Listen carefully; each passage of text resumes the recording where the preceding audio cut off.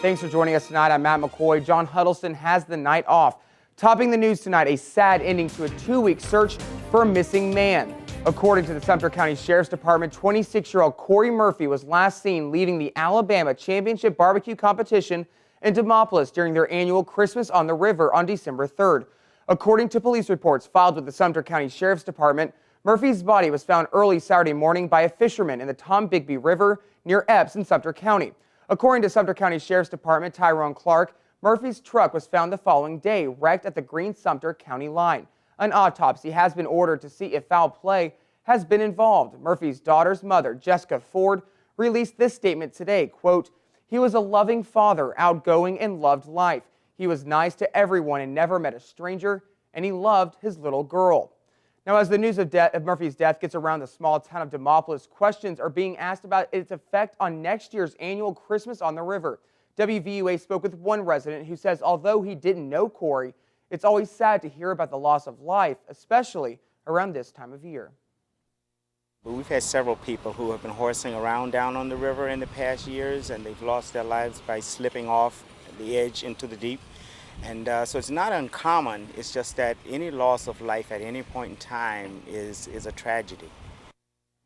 Now, if you have any information about this case, you're asked to call the Sumter County Sheriff's Department. That number is 205-652-7984. That's 205-752-7984.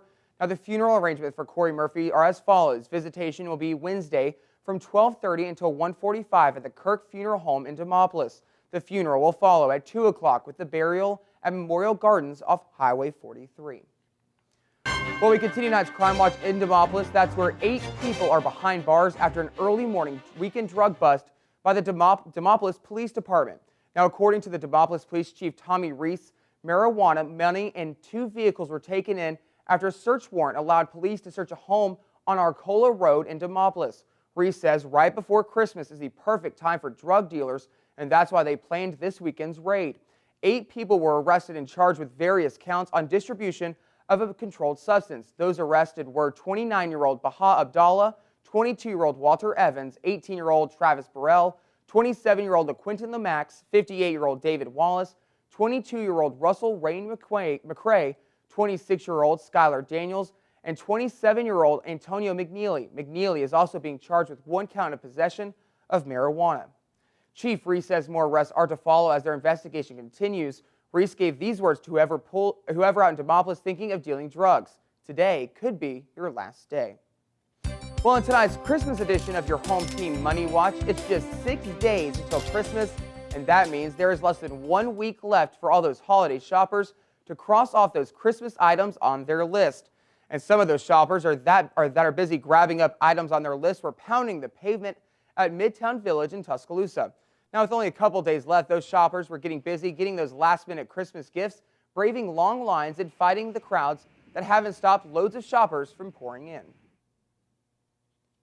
So, like me, everybody coming in getting certain things, especially like this time of night, so. And the fact that they know you need these gifts, yeah, prices aren't as good either, so. The traffic is the worst thing. I tried to leave really early, and I stay here as late as possible because, as you can see, the parking lot is packed. Now, for more money-saving tips, don't miss our very own Money Watch every Thursday on WVUA News at 5 and 10 with our very own money expert, Jane Brakefield. Well, Christmas is coming early for more than 100 children at Holt Elementary School, which is now at Lloydwood Middle School in Northport following the April 27th tornado. A local organization is teaming up with people from all over to bring Christmas to 130 kids who might not have had such a Merry Christmas. WVUA's Brittany Roscoe has the story. Bags of toys, clothes, and other items poured into Holt Elementary Monday. They will soon be in the hands of children affected by the April tornado. I hope that they know that they are special and that everybody is thinking about them, and parents are doing as much as they possibly can for them. Holt Elementary School Counselor Joellen says this is a result of the community-wide effort to bring Christmas to children who lost so much that April day. I had at least 10 to 15 organizations that helped out, and some individuals also, so it's wonderful because this wouldn't happen without the goodness of all the community. And The Junior League of Tuscaloosa is one of the groups lending a helping hand. They are Holt Elementary's adopted school partner. Junior League member Niccole Poole says the donations were made possible in part by the Junior League of New Orleans, who reached out to them to offer assistance. So many people were so good to them and gracious and helped out after Katrina, and so they felt like this was the least that they could do to help our community in our time of need. Beaver says she hopes this Christmas will be one that students will remember for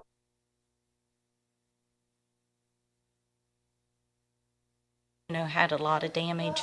We'll remember this. We are having some technical difficulties. I apologize for that. Well, the gifts will be distributed to parents of students tomorrow. If you would like to make a donation to help with storm recovery in Tuscaloosa, call the West Alabama Chamber of Commerce. That number is 205-758-7588. So what can we expect Christmas morning with a first look at Alabama's home team forecast? Here's Chief Meteorologist Richard Scott. Hey, Richard. Hey, Meg, good Monday night to you. So far, so good in terms of weather conditions. You've got travel plans out tonight. We're okay. No rain in the area. Now, that starts to change tomorrow as showers do move in. We're talking temperatures back in the upper 60s by 3 o'clock, maybe an embedded thunderstorm later in the day, but everyone's wondering what's going to happen on Christmas Day. And here's that forecast. 50 degrees Sunday. Expect a chance of a few showers in the area, some cooler temperatures, but rain is possible on Christmas Day. We'll fine-tune the forecast. Of course, we'll get a little bit closer to it. Plus, we'll look at the rest of the forecast over the next 5 to 7 days. Home team weather is coming up in a bit. Stay with us. Thanks, Richard. Tuscaloosa residents are getting their first official tour of the brand new federal building. Big names graced the podium at the Tuscaloosa Federal Building and Courthouse dedication this morning. Residents are excited to see what potential the new facility will bring to the city. WVUA's Travis Leader was there and has more.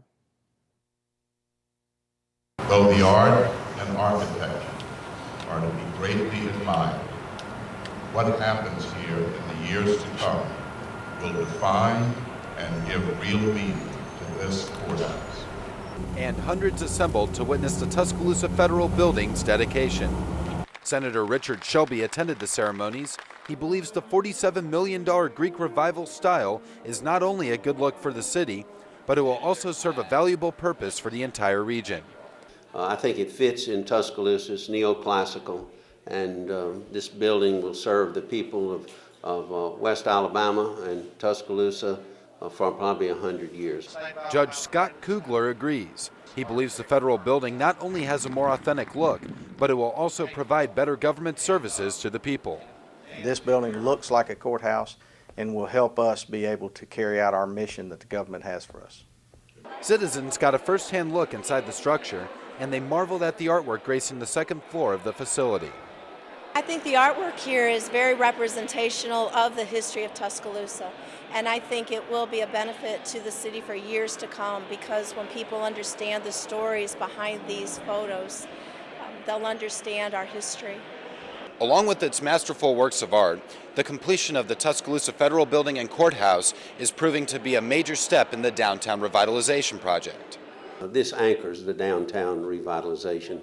We envisioned that from the beginning, and I think now you're beginning to see a lot of the private sector react and tear down old structures and revitalize as we want to do. Shelby also says the revitalization will accelerate during the next 5 years throughout the city because of the April 27th tornado. Reporting in Tuscaloosa, Travis Leader, WVUA News. Not only will the federal building be the new home for federal and district courts, but it will also be the home to the IRS, Social Security, and federal law enforcement agencies. Well, in tonight's Education Watch, 2 Tuscaloosa City teachers were honored for being top of their class. What started out as a typical day of school turns into a celebration. Skyland Elementary teacher Celeste Wells and Oak Hill School teacher Barbara Thompson were honored as system-wide Teachers of the Year.